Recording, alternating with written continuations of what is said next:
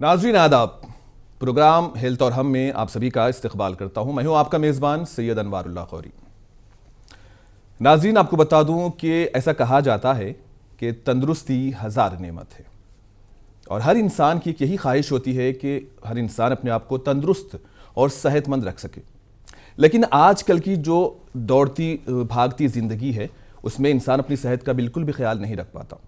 नतीजा ये होता है कि कई ऐसी बीमारियां उसके अपने अंदर जकड़ लेती हैं कि फिर वो एक दौर ऐसा आता है, एक वक्त ऐसा आता है कि फिर वो मौत के मुंह में चले जाता है।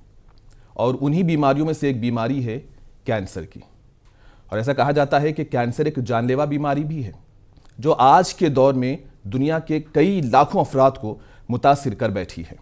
और ये बीमारी जो है जिस्म में मौजूद खलियों के बेकाबू नशोनुमा के बाइस पैदा होती है और फिर ये वक्त के गुजरते साथ साथ जिस्म के मुख्तलिफ हिस्सों को भी अपनी लपेट में ले लेती है। लेकिन आज के दौर में जो साइंस की जो जदीद तरक्की हुई है उसके बाइस इसका इलाज भी मुमकिन हो पाया है। इस इलाज में भी बहुत ही बेहतरी आई है और फिर साल 2026 में भी जदीद टेक्नोलॉजीज़, जदीद दवाएं और पर्सनलाइज्ड ट्रीटमेंट जो है इस तरीके से एक उन कैंसर के मरीजों में एक उम्मीद की एक नई किरण पैदा हुई है। और आज हम इसी पेशरफ्तों को जानने के लिए हमारे साथ स्टूडियो में मौजूद हैं सीनियर हेमेटो ऑन्कोलॉजिस्ट और BMT specialist Yashoda hospital Hitec City doctor Ganesh Jaishetwar इस वक्त हमारे साथ स्टूडियो में मौजूद हैं। इन्हीं बातों पर, इन्हीं कैंसर के मुद्दे पर आज हम बात करेंगे खुलकर और डॉक्टर से उन तमाम पहलुओं पर रोशनी डालने की बात करेंगे। तो सबसे पहले तो मैं आपका इस्तकबाल करता हूं, प्रोग्राम में वेलकम करता हूं। नमस्कार। तो प्रोग्राम को आगे बढ़ाऊंगा लेकिन मैं उससे पहले ये कहना चाहता हूं कि आप थोड़ा सा इंट्रोडक्शन हमारे नाज़रीन को दे दें। यस। कि आप कहां पे आपकी खिदमत जारी है, उसके बाद में हम सवालों का सिलसिला शुरू करेंगे। धन्यवाद। मैं डॉक्टर गणेश जयशेट्वर पिछले 15 सालों से यशोदा हॉस्पिटल में ब्लड कैंसर और ब्लड की सारी बीमारियों के साथ साथ bone marrow transplant and advance cellular therapy चिकित्सक एक्सपर्ट रहा हूं। हमने यशोदा हॉस्पिटल में आज तक 500 से भी ज़्यादा बोन मैरो ट्रांसप्लांट सक्सेसफुल किए हैं। और जैसे कि आपने बताया, ब्लड कैंसर नाम सुनते ही मरीज और उनके परिवारजन परेशान हो जाते पूरे हैं, परेशान होते हैं, घबराते हैं। और जब मैं किसी मरीज को ब्लड कैंसर डायग्नोसिस के बारे में बताता हूं तो रूम में सिर्फ खामोशी ही नहीं, सन्नाटा छा जाता है। तो बट इसमें एक बहुत ही अच्छी बात यह है 2026 के दौर में ब्लड कैंसर किसी भी प्रकार का हो, सारे प्रकार के ब्लड कैंसर के प्रति अत्याधुनिक चिकित्सा, बहुत सारे विकल्प आए हैं जिनके चलते मेजॉरिटी ज्यादातर ब्लड कैंसर पूरी तरीके से क्योर किए जा सकते हैं। उसी तरीके से कुछ ब्लड कैंसर, क्रोनिक ल्यूकीमिया और कुछ लो ग्रेड लिम्फोमाज है, उनको कई अरसों तक हम ब्लड प्रेशर और डायबिटीज की बीमारी की तरह कंप्लीटली कंट्रोल में रखकर ऐसे मरीज ना रहकर हमारी तरह आरोग्यवान हेल्दी इंसान बन जाते हैं। सो ब्लड कैंसर नाम से घबराने की आवश्यकता 2026 में नहीं है। अत्याधुनिक चिकित्सा की वजह से क्योर रेट काफी बढ़ चुका है। आज 10-20 साल पहले जो ब्लड कैंसर का जो रिजल्ट्स रहते थे वो काफी उसमें सुधार आया है। सो मैं बस दर्शकों को ये भरोसा दिलाना चाहता हूं, उसी तरीके से ये विनती करना चाहता हूं कि लक्षण ब्लड कैंसर के कुछ भी हो उसमें देरी नहीं करनी चाहिए। तुरंत आपके नज़दीकी एक्सपर्ट से सलाह मशवरा कर लेना चाहिए ताकि जितने कम लक्षणों के साथ हम बीमारी पकड़ते हैं उस बीमारी का सक्सेस, सफलता पाने का अंश, प्रमाण अर्ली स्टेजेस में बहुत ज़्यादा होता है। अच्छा, तो जैसा कि आपने कहा कि कैंसर एक ऐसी बीमारी है, तो इसमें आपने कहा कि ल्यूकेमिया और लिम्फोमा और मेलोमा, तो ये सब चीज़ें ये मतलब इनमें कैसे परवान चढ़ता है कैंसर और ये कितने खतरनाक हो सकते हैं? सो ये बहुत इम्पोर्टेंट, ज़रूरतमंद बात सर आपने कही है कि ब्लड कैंसर आमतौर पे हमारे लोगों का, खासकर हैदराबाद की हमारी सोसाइटी में एक बिलीफ है, या तेलंगाना में ब्लड कैंसर एक बीमारी है। ब्लड कैंसर एक बीमारी नहीं है, उसमें कई सारे सब टाइप होते हैं। तो मुख्यतः 3 टाइप्स होते हैं, ल्यूकेमिया, लिम्फोमा, माइलोमा। माइलोमा। सो ल्यूकेमिया जो ब्लड कैंसर है वो बोन मैरो, जो हमारे शरीर में अच्छा। खून तैयार करने वाली फैक्ट्री है, वहां से तैयार होने वाला ब्लड कैंसर, उसको ल्यूकेमिया कहा जाता है। ऑफ कोर्स ल्यूकेमिया भी बहुत सारे सब टाइप है, acute leukaemia, chronic leukaemia, myeloid leukaemia, lymphoid leukaemia. But leukaemia का सही अगर इलाज किया जाए तो क्योर होने का चांसेस 70-80% है ओवरऑल। उसी तरीके से लिम्फोमा एक अलग टाइप का ब्लड कैंसर है जो खास तौर पर ये गर्दन, जांग और ये आर्म पिट में एक कैंसर के गड्ढे की तरह लिम्फोमा दिखाई पड़ता है। सो लिम्फोमा में भी बहुत सारे टाइप है। हॉजकिंस लिम्फोमा जवान यंग मरीजों में खासतर देखा जाता है, और हॉजकिंस लिम्फोमा के आज के दौर में हॉजकिंस लिम्फोमा पूरी तरीके से क्योर होने का चांस 90 to 95%। उसमें बहुत एडवांस्ड इम्यूनोथेरेपीज आई है। उसी तरीके से नॉन हॉजकिंस लिम्फोमा में भी अनेक टाइप होते हैं, 50 से ज़्यादा टाइप होते हैं, तो उसमें मैक्सिमम अधिकतर क्योर होने की संभावना 80% से ज़्यादा होती है। और तीसरा टाइप का ब्लड कैंसर है मल्टीपल माइलोमा, जो बोन्स को खा के बोन को कमज़ोर बनाता है। तो ऐसे मरीज बोन पेन, बोन फ्रैक्चर, उसी तरीके से ये माइलोमा प्रोटीन किडनी में जमा होकर किडनी फेल हो सकती है, रक्त कम हो, खून की कमी से थकावट, ऐसे लक्षण आ सकते हैं। सो 3 मेन टाइप्स है। तो आपने जैसे कहा कि कौन से लक्षणों को नजरअंदाज नहीं करना चाहिए। अगर किसी को बार बार बुखार आता है, उचित इलाज एंटीबायोटिक्स दवाइयों के बावजूद बुखार बार बार आता है, महीना उससे ऊपर ज़्यादा, खासकर उन लक्षणों के साथ बुखार आना जैसे भूख कम होना, वजन काफी मात्रा में तेजी से कम होना, रात को पसीना आना, बार बार बुखार आना, बहुत ज्यादा थकावट, कमजोरी महसूस होना, थोड़े ही चलते सांस फूल जाना, बोन पेन्स, बोन फ्रैक्चर्स। उसी तरीके से कुछ लिम्फोमा ब्लड कैंसर में ये गांठ की तरह गर्दन में या आर्मपिट में या जांग में ऐसे गांठ तेजी से बढ़ते रहना, ऐसे अगर लक्षण आते हैं तो एक सिंपल ब्लड टेस्ट होता है जो हर लैब में, हर लेबोरेटरी में अवेलेबल है, CBC।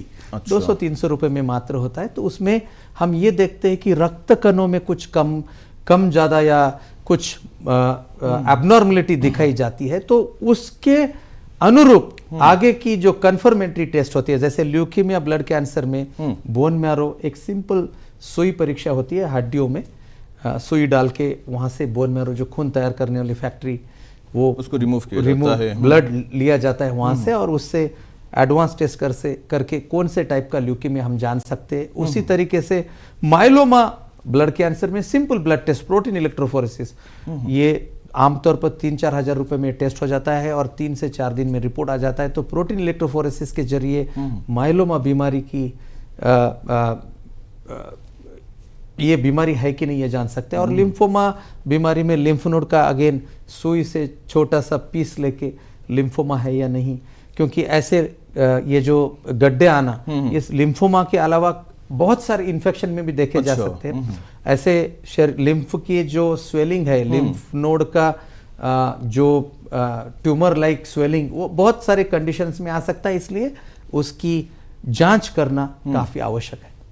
जैसे कि आपने कहा कि जो ल्यूकेमिया है, लिम्फोमा, माइलोमा है, तो इसके लिए क्या कोई एज लिमिट होती है, या फिर इसके बाद ऐसा नहीं है कि आपका खानपान सही नहीं है, आप कोई तंबाकू इस्तेमाल करते हो, तो क्या इन चीज़ों की वजह से भी हो सकता है? यस, ये बहुत ही अहम क्वेश्चन या सवाल आपने पूछा है, क्योंकि हर ब्लड कैंसर का मरीज, उनका पहला कन्फेशन ये होता है कि डॉक्टर साहब, मैंने जीवन में कोई नशा या अल्कोहल, स्मोकिंग, कुछ मुझे आदत नहीं है, फिर भी मुझे क्यों हुआ है। या बच्चों में कुछ ब्लड कैंसर्स कॉमनली दिखाई देते हैं, बड़ों में कुछ ब्लड कैंसर दिखाई होते हैं। तो जैसे अल्कोहल ज्यादा मात्रा में यूज करने वालों में स्टमक कैंसर, लिवर कैंसर आमतौर पे देखा जाता है, स्मोकिंग की हैबिट रहने वाले इंसानों में लंग कैंसर ज्यादा मात्रा में देखा जाता है। ब्लड कैंसर का कोई डेफिनेटिव कॉज नहीं है। अच्छा। तो ब्लड कैंसर किसी को भी हो सकता है, जस्ट दैट जो हमारे शरीर में जो रक्त कण तैयार करने वाली जो जीन्स, कंट्रोलिंग जीन्स है, उसमें कुछ डिफेक्ट आके नॉर्मल सेल्स की बजाय कैंसर उत्पाद होता है। सो ब्लड कैंसर का उचित डेफिनेट कोई कारण नहीं होता है। ऑफ कोर्स ये किसी भी एज में ब्लड कैंसर होता है, लेकिन कुछ कुछ ब्लड कैंसर किसी खास उम्र में ज्यादा मात्रा में ज्यादा पाए जाते हैं। एक आपको आमतौर पर एक्यूट लिम्फोब्लास्टिक ल्यूकेमिया जो ब्लड कैंसर है, जिसका क्योर रेट आज के दौर में 2026 में 90 से 95% है। अच्छा। और सिंपल 6 महीने का कीमोथेरेपी इंजेक्शन कोर्स और उसके बाद 2 से 2.5 साल का टैबलेट कोर्स, क्योर रेट 90 से 95%। इतना क्योर रेट और किसी कैंसर में आमतौर पे देखा नहीं जाता है। तो ये एक्यूट लिम्फोब्लास्टिक ल्यूकेमिया या ALL 10 साल से कम उम्र के बच्चों में आमतौर पर ज्यादा मात्रा में दिखाई देता है। 10 साल से कम उम्र के बच्चों उसी तरीके से हॉजकिंस लिम्फोमा जो लिम्फोमा का सब टाइप है, वो स्कूल और कॉलेज जाने वाले इंसानों में, यंग अडल्ट्स और कॉलेज जाने वाले युवाओं में ज्यादा मात्रा में देखा जाता है। उसका भी क्योर रेट 90% से ज्यादा है। अच्छा। तो जितना उम्र कम, उस उम्र में आने वाले ब्लड कैंसर का क्योर रेट उतना ज्यादा। अच्छा, क्या वजह है सर इसकी? यस, सो ब्लड कैंसर के जो प्रमाण है, कुछ कैंसर कुछ जीन के डिफेक्ट जो है यंग एज में ज्यादा मात्रा में दिखाई पड़ते, इसलिए ये कैंसर बच्चों में या युवाओं में ज्यादा मात्रा में दिखाई पड़ते। उसी तरीके से AML ब्लड कैंसर जो है, यो आमतौर पर मिडल एजेड यानी 40 से 60 या 60 से अधिक उम्र वाले इंसानों में ज्यादा मात्रा में दिखाई देता है। ऑफ कोर्स AML इस ब्लड कैंसर में भी बहुत सारे सब टाइप होते हैं। उस कैंसर रिलेटेड जीन्स में कौन सा चेंज बदलाव आया है, उसके हिसाब से सिर्फ कीमोथेरेपी से क्योर होगा 60-70% या बोन मैरो ट्रांसप्लांट की आवश्यकता होगी, ये डिसाइड होता है। उसी तरीके से मल्टीपल माइलोमा आमतौर पर 50-60 से अधिक उम्र में ये देखा जाता है। सो 50 साल से अधिक उम्र आयु रहने वाले इंसानों में अगर back pain, bone fracture, kidney की समस्या, खून का घटना अगर ये लक्षण होते हैं, तो सिंपल विशेषज्ञ से परामर्श किया जाए और सिंपल प्रोटीन इलेक्ट्रोफोरेसिस से माइलोमा की डायग्नोसिस जो है सुनिश्चित माने कंफर्म किया जाए, ये इंपॉर्टेंट है। सो ब्लड कैंसर के अलग अलग टाइप अलग अलग उम्र में ज़्यादा मात्रा में दिखाई पड़ते हैं। तो खास तौर पर यंग मरीजों में, यंग इंसानों में जो ब्लड कैंसर दिखाई पड़ते हैं, उनमें क्योर होने का चांस काफ़ी अधिक होता है। एंड ऑफ कोर्स 2026 में अत्याधुनिक इम्यूनोथेरेपी और नए नए टारगेटेड थेरेपी की वजह से सारे प्रकार के ब्लड कैंसर किसी भी उम्र में आए, उसके अत्याधुनिक इलाज से उन सारे प्रकार के ब्लड कैंसर को क्योर होने का चांस 80-90%, कभी कभी 95% से भी ज़्यादा हो सकता है। खास तौर पर एक एक्यूट प्रोमाइलोसाइटिक ल्यूकेमिया एक AML का सब टाइप है। सो AML M3 बोलते हैं, उसमें क्योर होने का चांस 100% है। अगर पहला महीना जब बहुत ज़्यादा खतरा होता है कैंसर के कॉम्प्लिकेशंस की वजह से, अगर मरीज पहला महीना अच्छे से ट्रीटमेंट से, अच्छे एक्सपर्ट केयर के अंडर अच्छे से बिताए, उसके बाद 1 महीने के बाद उस कैंसर की क्योर होने की क्षमता 100% तक हो जाती है। कीमोथेरेपी और इम्यूनोथेरेपी पे मैं आऊँगा, लेकिन उससे पहले मैं ये एक सवाल पूछना चाहता हूँ कि जैसा कि आपने कहा कि 10 साल से उम्र के कम बच्चों को ल्यूकेमिया और 50 साल से ज़्यादा उम्र के बच्चों के लोगों के अंदर माइलोमा, तो इस तरह है। तो फिर जो सिम्टम्स होते हैं, जो कॉमन सिम्टम्स होते हैं, वो सबके लिए एक जैसे होते हैं या फिर इनके लिए अलग अलग हैं? सिम्टम्स जो है, सिम्टम्स का जो पैटर्न सबको सेम होता है, बट कुछ मरीज जैसे कभी कभी सिम्टम्स आने में काफ़ी देर हो जाती है, जब तक कैंसर काफ़ी मात्रा में बॉडी में जमा हो तब सिम्टम्स आते हैं। तो सिम्टम किस इंसान को किस मात्रा में आए ये बताना कठिन है, लेकिन सिम्टम्स का पैटर्न सभी को सेम होता है। अच्छा। कॉमन सिम्टम्स किसी भी कैंसर के जो कॉमन लक्षण है, जैसे कि भूख कम होके वजन का तेजी से कम होना, बहुत लंबे अरसे तक यानी 3 से 4 हफ्ते से ज्यादा रोज रात को पसीना आना, ये लक्षण सारे कैंसर की तरह ब्लड कैंसर में भी आमतौर पे देखे जाते। तो ऐसे लक्षण रहने वाले इंसान अपने हेल्थ में निगलेक्ट ना करें। तो इसे मेजर माना जाए या माइनर सिम्टम? मेजर माना जाए, मेजर और सिम्टम माना जाए। सिंपल सीबीसी टेस्ट करके अच्छा। आसपास के एमडी मेडिसिन फिजिशियन को दिखाया जाए। अच्छा सर, जैसा कि आपने कहा सीबीसी टेस्ट है, तो किन सिम्टम्स को देखने के, जैसा कि आपने कहा मेजर सिम्टम जो है थकन, वजन का कम होना, इसके बाद आपको सीबीसी करवाना जरूरी हो जाएगा? करेक्ट। सो सीबीसी जो टेस्ट है सिर्फ ब्लड कैंसर के लिए, हर सीबीसी मैं कहना चाहूंगा एक ऐसी सिंपल टेस्ट है जिसके जरिए आप लेंस लगा के शरीर के अंदर झांक सकते हैं। अच्छा। कि क्या बदलाव, क्या गड़बड़ हो रही है ना? क्योंकि सीबीसी यानी क्या है? Complete blood count. उसमें आपको हीमोग्लोबिन कितना है, व्हाइट ब्लड सेल्स नंबर कितना है, उसमें बहुत ज्यादा कम ज्यादा हुआ है क्या, उसमें एबनॉर्मल कैंसर सेल दिखाई दे रहे हैं क्या, प्लेटलेट की मात्रा कम ज्यादा हुई क्या।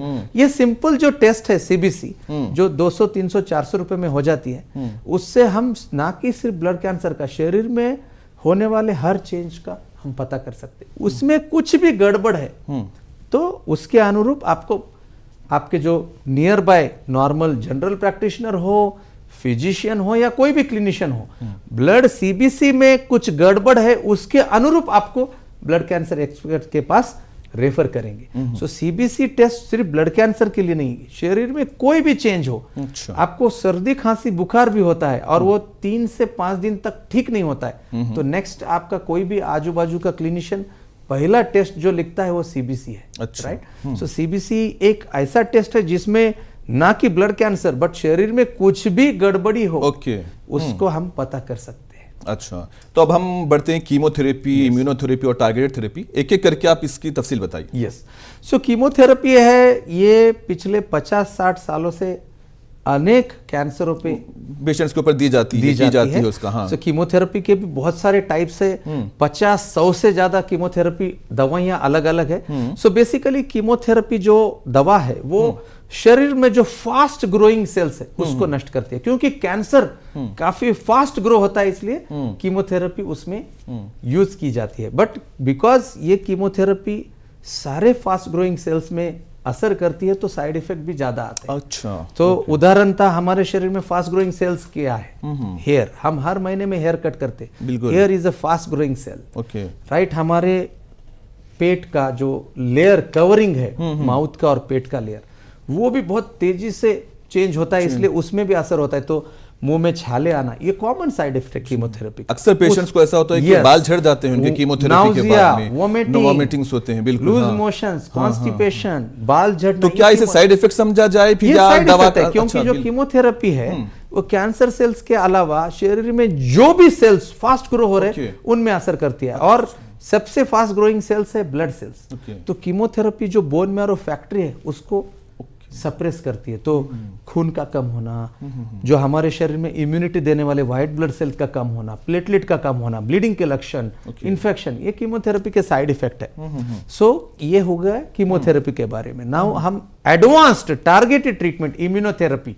सो इम्यूनोथेरेपी भी एक दवा नहीं है, उसमें भी बहुत सारे टाइप है। पिछले 20-25 सालों में इसमें इम्यूनोथेरेपी में इतनी उत्क्रांति हुई है, इतने नए नए विकल्प हमारे सामने आए हैं। Simple monoclonal antibody. अच्छा। मोनोक्लोनल एंटीबॉडी क्या करेगा?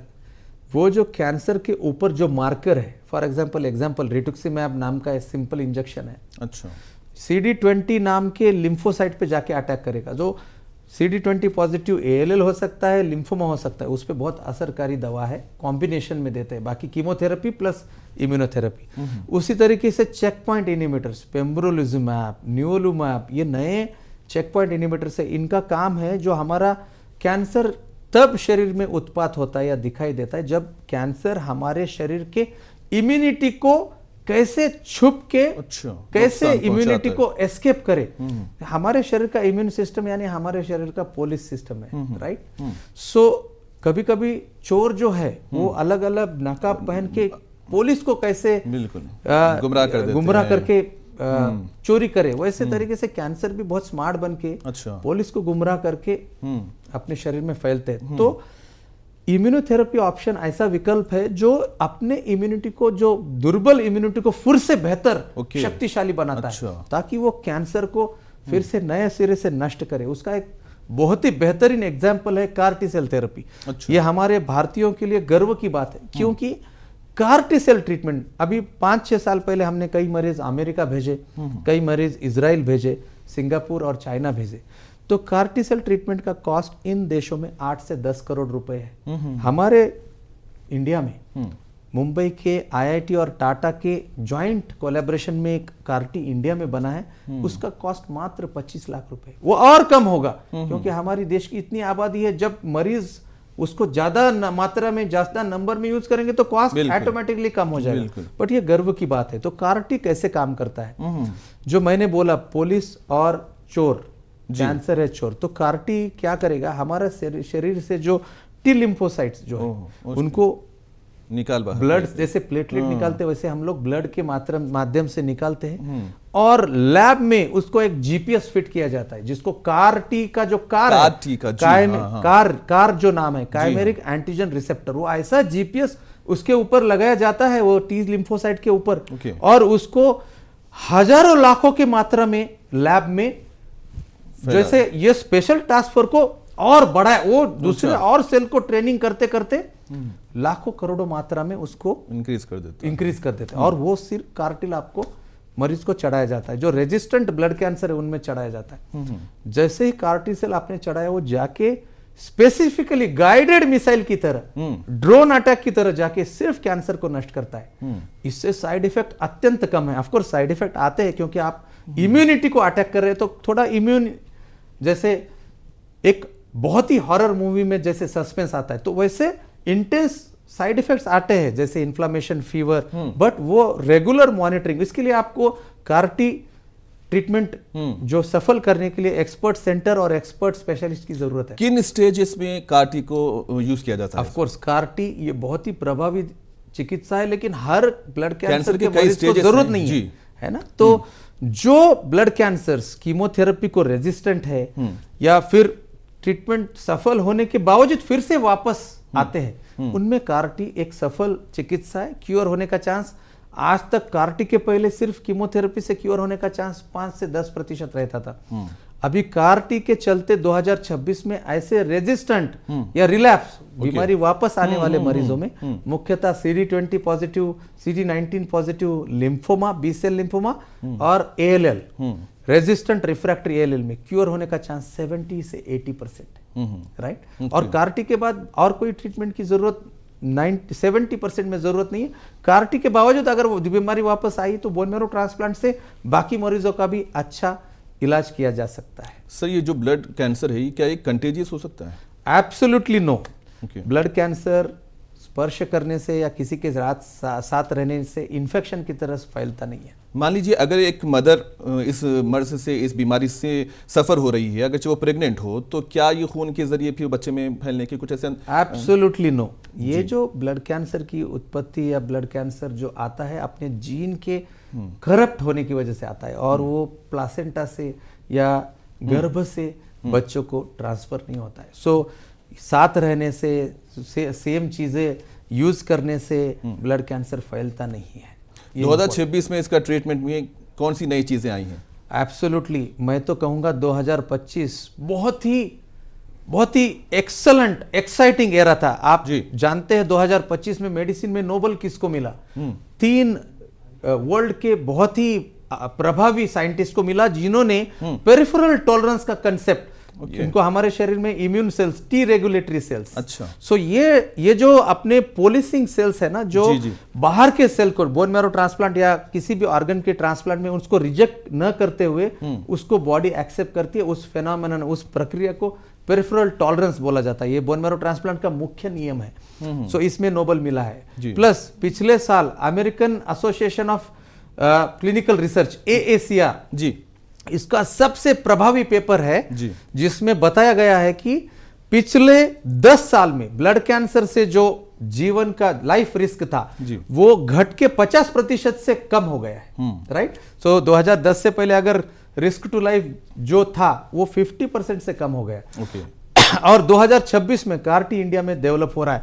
अनेक नई targeted immunotherapies, targeted small molecule drugs, बहुत सारे ब्लड कैंसर जिनके लिए पहले बहुत ही घातक साइड इफेक्ट वाले कीमोथेरेपी की आवश्यकता थी, अभी उनमें हम बीपी और शुगर की बीमारी की तरह टैबलेट से हम ब्लड कैंसर को, अनेक ब्लड कैंसर को कंट्रोल कर सकते हैं, इंक्लूडिंग AML।